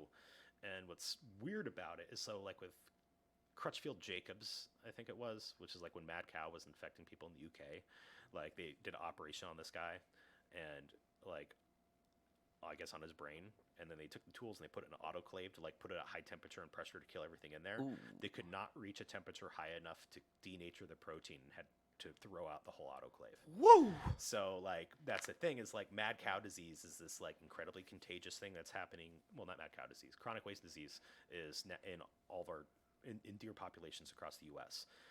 It hasn't been found. Is that what those zombie-looking deers are? Those are those zombie-looking deer, Dude. Right? And so I seen them. So prions are, I don't know enough about prions, and that's a whole nother rabbit hole you can go into, but it's this huge concern. Anyone who knows anything about deer hunting knows about chronic wasting disease, and there's inspection stations to test your deer, right? And you're all terrified of finding it in your state. Idaho just found it for the first time in their state, right? And people are freaking out. And if you look at maps of where it's naturally occurred and then where it ends up, a lot of times the only times the disease ends up in new places is because someone moved a deer, right? And that happens from people who raise deer, right? Who breed deer. And then that's happened where someone in Texas had 30 deer and he sent them to someone in Canada who breeds deer, and they all had chronic wasting disease, right? And then those deers rub nose with another deer through the fence and introduce it to the wild population. So chronic wasting disease, that's one that you've seen what it does to deer, the zombie deer. It's imagine if that one jumped to people. Oh my gosh. Man, when we farm things like deer and then have things as pets like ferrets, and there's a huge responsibility to keep it from going out in the wild, right? And you even with plants, right? You don't want like to plant a crop and then it be an invasive species and overtake your forest with whatever, and that happens all the time. Like every road here in the Sonoran Desert, we planted grass along the edges of those roads, and that so when it rains, less mud washes into the roads. The Sonoran Desert is not like there isn't grass there. There is now, and so all these grasses have colonized all the Sonoran Desert, and then all of a sudden you have the bushfire. And the saguaro forest just gets wiped out because instead of all this dead space between the plants, because it's a dry desert, it's all filled with grass, and there's a blanket for all of it to move across. And that's what happened over in the Four Peaks area with all those saguaros out there. So like grass is destroying the Sonoran Desert. That's insane. I never thought vegetation would be destroying a desert. Oh, definitely. Yeah. But then again, I don't know shit. Let's just be honest there. All right, I saw this. All right, I got Paramount Plus, which don't get it. Oh, dude, so we just got it to watch the new South Park Exactly. stuff. Yeah. Fantastic. Yeah, South Park was awesome. The app runs like shit. It runs like shit. It runs terrible. All right, there's only one other thing worth watching on there, and that is Southern Fried Zombies, Attack of the Southern Fried Zombies, and it's just so bad, it's fantastic. But I just remember, like, I watched the second South Park, and I'm like, all right, I'm going to delete this app. Is there anything on here worth watching? And then Southern Fried Zombies. And then I read the description. And it's like, after an invasive plant outbreak. And I'm like, wait, invasive plants and zombies? I am the exact demographic for this movie. Terribly made zombie movies involving invasive plants. Like, this is my shit. Sounds like something out of fucking Super Mario. Is this it? So what is this? Click on that. Click on one of them posters. I want to see this. It looks really bad. Oh, it's so bad. Oh, wow. That's impressive. Like, this looks like a scene from it, and that's just poorly shot.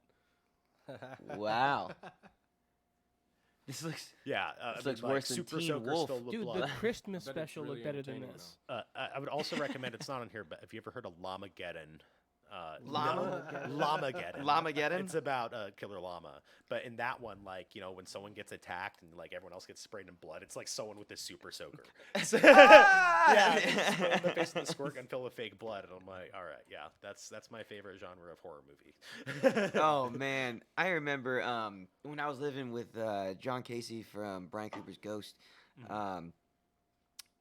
He had just moved into his place, and like he didn't have any internet or anything going on at the time. So he has an extensive DVD collection, but he would always pick up random ass DVDs like on his way out from the grocery store or something like that. And he got this mix of all these crazy things like we had never heard of, and one of them was called like Repo Jake, and it was like the worst like Repo Jake. That sounds like 80s like.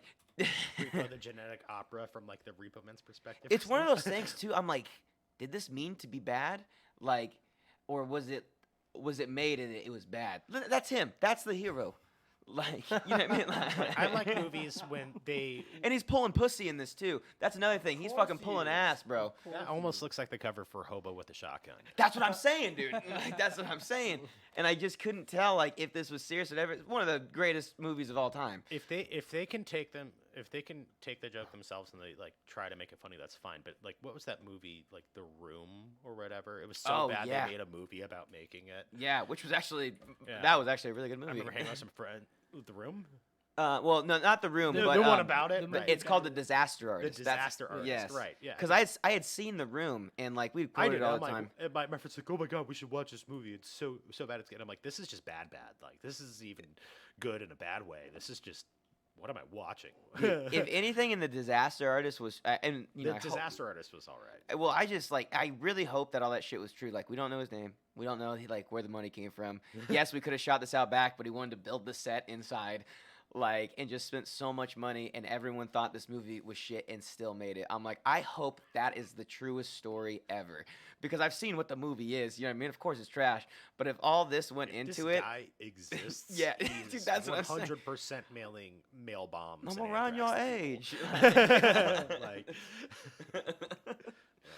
Like, Dude, thank you so much for coming. Seriously, this has been a really, really good time. yeah.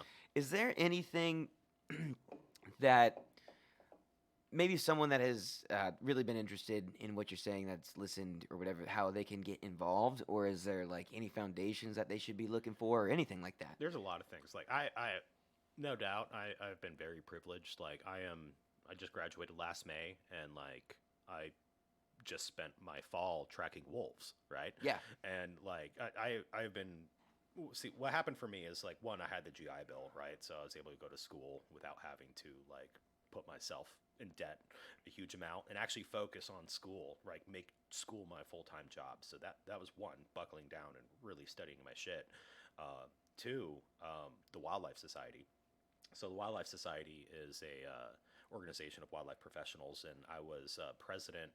We have like a bunch of school clubs under one, but I was president of the Wildlife and Restoration Student Association, which was ASU's chapters of the Wildlife Society, the American Fisheries Society, and the Society for Rangeland Management. So all of those. But I got a lot of opportunities through them, and volunteering was the huge thing. So my first year of doing wildlife work, I didn't get an internship. So I decided to like just take the summer off and rack up a credit card and go volunteer. And I went and I captured elk for a predation study. I was working with prairie dogs, but the most important thing I was doing was I was networking. I was working with these people. You know, they got an opportunity to work with me, see what my work ethic is like, see how they get along with me. Because when you're out in that's an important consideration when you're hiring somebody is like, I'm going to be locked in a truck with this guy out away from civilization for a long time. I better be able to tolerate them. Absolutely. Right. So, you know, I networked, and that's the biggest thing is like, it's about who you know, not what you know, which I hate it, but that's true. Yeah. Right? But you got to get out there and you got to meet people. And that's what I did is I volunteered. And so, you know, through that, I was able to get the internship that I got. And, you know, luckily that even though with COVID, I've had so much opportunity to work with so much cool shit from snails to wolves. Yeah. You know? And, you know, the last couple months I was tracking wolves actually with the Game and Fish Department. So I was, I was tracking them, stocking food caches. We had snuck up on a pack and actually got to see them. So I have been incredibly privileged. I can't say everyone can have the same. I got very lucky with my experiences, but I went to school. I studied my ass off, and I networked, get involved with the club, and then just try to meet as many people as you can. You know. Yeah. And then another thing, everyone's like, oh, you know, I wish I could do what you do, and I'm like, you could, you definitely could. Like, I mean, I didn't start doing this until a few years ago. I just graduated, right? You know, like most people I know doing this are on their second career. It's usually people who said, you know, started doing one job, you know, like, oh, I want to become an accountant or something. And he's like, you know, fuck this. I'm running off to the woods and finding a job that can pay me to do it. And that I see it a ton of veterans in our field, but almost the people I meet that are super serious about it, seems like a lot of them are on their second careers. So like, you could definitely do what I do. You know, it's definitely possible. I made it possible, you know. And what's the Instagram? The Instagram is Ober the Mountain. So OBER the Mountain. So excellent. Yeah, a friend of mine came up with that one. Dude, thank you so much for coming. I've had a great time today. So it's good to spend time with you. All right, everybody. It's been a pleasure. Thank you for checking out this episode of The Rundown with Silva. That's Austin. Justin's in the back, and this is my man, Tyler Obermeit. And we will see you guys in the next episode. Bye-bye, everybody. That was awesome, man. It always goes by so fucking fast. It does. I still feel like I barely got started, dude. Dude,